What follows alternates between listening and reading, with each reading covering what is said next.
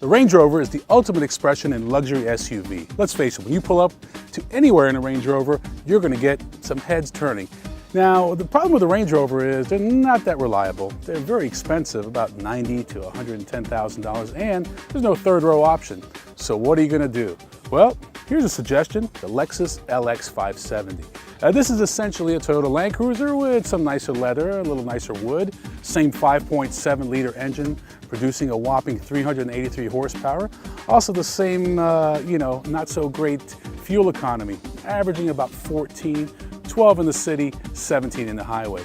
So what you're looking at here is about an $85,000 car, but it does have a third row option, room for 8, and Toyota reliability. The interior of the LX has been dramatically reworked, and as you can see, the center stack is both modern and very functional. A lot of buttons.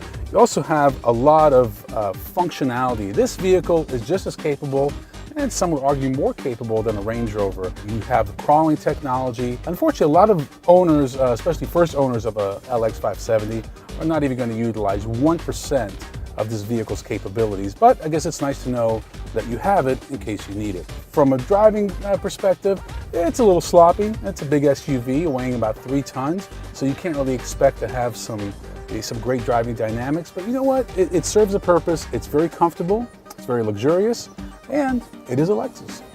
Here's some pretty cool technology from Lexus. You have this cool box here. You can hear the fan going.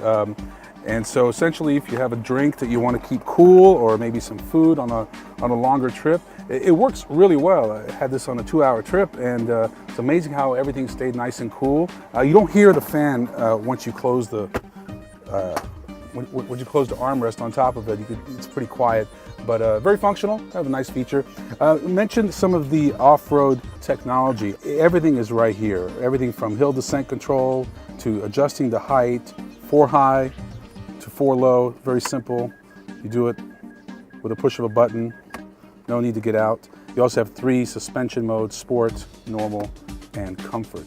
You have a 6-speed automatic. They haven't switched to an 8-speed yet, but I think the 6-speed works quite well. One of the complaints of the last generation LX was what to do with these third row seats, because unlike other third row seats like in the Escalade, these don't fold into the floor, they don't fold forward. Essentially, what you do is they fold off to the side. So what you do is you just let this down and pull this up.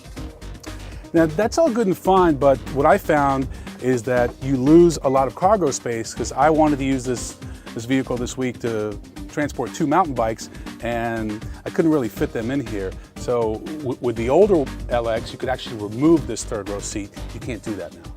So there you have it, the Lexus LX 570. You essentially have 4 options if you want a luxury SUV with third row seating.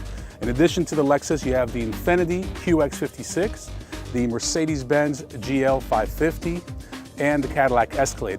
All good choices. I think from a reliability standpoint and a capability standpoint, I prefer the Lexus, but depending on your needs, one of those other vehicles may be a good option as well.